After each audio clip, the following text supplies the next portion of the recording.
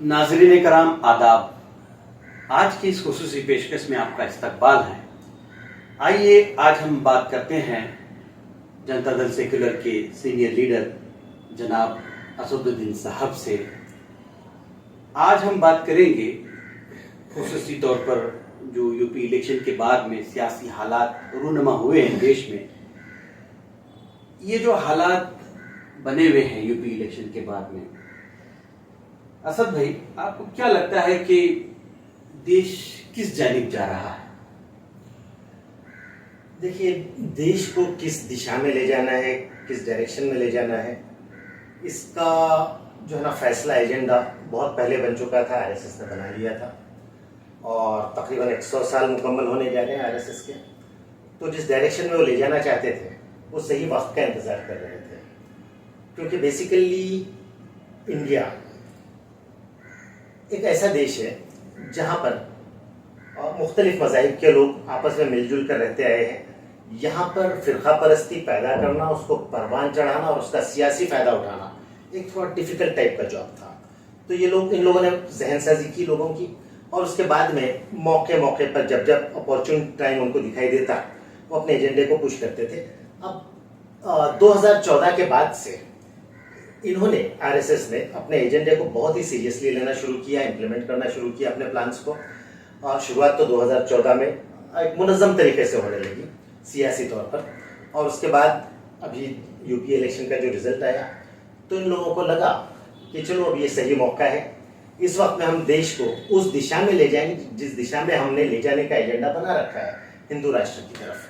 तो इस तरह से वो अपनी कोशिशें कर रहे हैं। सियासी हालात बदलने की कोशिश ज़रूर हो रही है, लेकिन देखते हैं कि भाई किस हद तक इन्हें कामयाबी मिलेगी, क्योंकि एक आम मुसलमान, ये इंडियन सब कॉन्टिनेंट का एक आम मुसलमान हो या हिंदू हो, बौद्ध हो, जैन हो या फिर अपना एससी लोग, सारे लोग ये अमन पसंद हैं।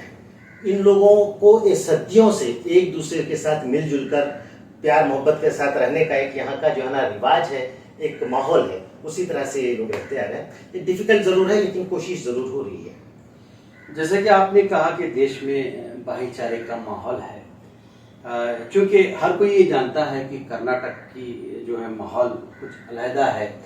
यहाँ पर फ़िरका परस्ती को जो है हवा नहीं दी जाती, लेकिन कुछ दिनों में हमें देखने में आ रहा है कि यहाँ की भी हवा ख़राब होती जा रही है। क्या यूपी इलेक्शन के बाद में जो हालात बने हुए हैं, क्या वो हालात कर्नाटक इलेक्शन में भी होंगे? देखिए, कोशिश ज़रूर होगी, क्योंकि यूपी में इनकी जो स्ट्रेटेजी थी उसमें उन्हें किसी हद तक कामयाबी मिली है, और मुकम्मल कामयाबी भी नहीं कहा जा सकता, इसलिए कि टोटल जो वहाँ पे उत्तर प्रदेश में वोटर्स हैं वो तकरीबन 15 करोड़ के आसपास हैं वोटर्स। अब उसमें अब ये देखना होगा कि बीजेपी ने एज ए पॉलिटिकल पार्टी कितने वोट्स हासिल किए। वोटिंग परसेंटेज जनरली 60-70% रहता है, और उसमें 60-70% में भी हार्डली जितना वोटिंग परसेंटेज हुआ उसमें तकरीबन 42% वोट जो है ना बीजेपी ने लिए, 32% के करीब समाजवादी पार्टी है। तो इससे आपको ये समझ में आएगा कि हिंदुत्व के एजेंडे पर वहाँ के जो है ना अपना यूपी के लोगों ने, मेजॉरिटी ने वोट नहीं दिया। वोट्स डिवाइड हुए, अपोजिशन के भी वोट डिवाइड हुए, और इसके साथ साथ में ये भी नहीं कहा जा सकता कि जितने वोट बीजेपी को मिले वो हिंदुत्व के नाम पर ही मिले, वो सारे हिंदुत्व के सपोर्टर्स हैं, नहीं। उसमें बहुत बड़ी तादाद ऐसे लोगों की जो गरीब हैं, कमज़ोर हैं, उनको जिस तरह उनका अपना राशन वगैरह मुफ्त दिया जा रहा था, और राशन में कुछ और चीज़ें जैसे चना, फिर उसके बाद में एडिबल ऑयल वगैरह का इजाफा किया गया।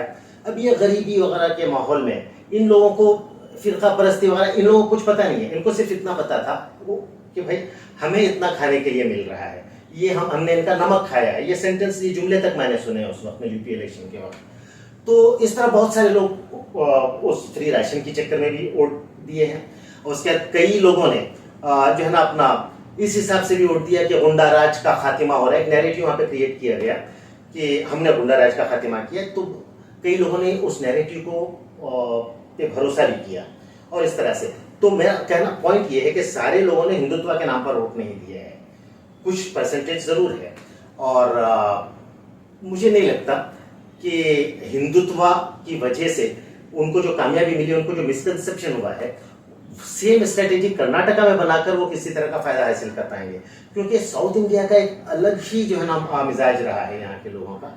और यहाँ पर जैसे भी कोशिश जरूर कर रहे हैं, हर एक दिन या दूसरे दिन एक ना एक मसला खड़ा किया जाता है।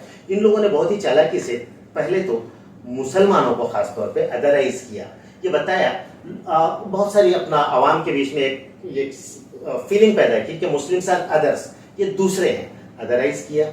उसके बाद मुसलमानों के हर एक्ट को इन्होंने क्रिमिनलाइज किया। ये जो भी करते हैं उसको इस तरह से पेश किया कि it is a criminal act.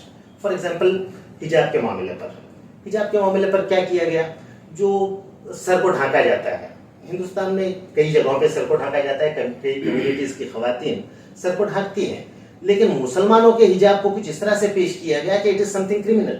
और उसके बाद जब हाईकोर्ट का कुछ फैसला आया, उसके खिलाफ कॉन्स्टिट्यूशनल लीगल जो ऑप्शंस थे उनको एक्सप्लोर करते हुए और मुसलमान सुप्रीम कोर्ट गए।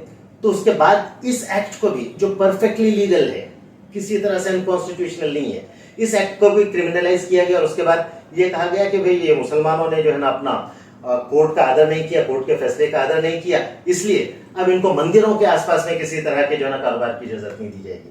तो एक लीगल जो अपना इनके पास में एक तरीकाकार था कि एक कोर्ट का कोई फैसला है, उसके खिलाफ अपील करते हैं, ये सुप्रीम कोर्ट में जाते हैं, तो उसको भी इन्होंने क्रिमिनलाइज करने की कोशिश की।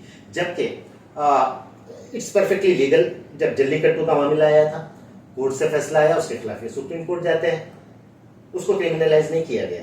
या फिर यहाँ पर शबरीमाला के मामले में जो फैसला आया, उसके खिलाफ ये सुप्रीम कोर्ट जाते हैं, उसको क्रिमिनलाइज नहीं किया गया। लेकिन मुसलमानों के हर एक्ट को क्रिमिनलाइज करने की ये साजिश कर रहे हैं। ये बताया जा रहा है कि भाई यहाँ पर जो ना मुसलमान पैट्रियोटिक नहीं है, लीगल सिस्टम को नहीं मानते हैं, अदलिया का एहतराम नहीं करते हैं, जुडिशियरी का, वगैरह वगैरह। तो खैर ये सारी चीजें हो रही हैं, लेकिन कर्नाटका का मामला थोड़ा अलग है। यहाँ पर कोशिश जरूर हो रही है, लेकिन मुझे नहीं लगता कि इसका कोई बहुत बड़ा सियासी फायदा इनको मिलेगा।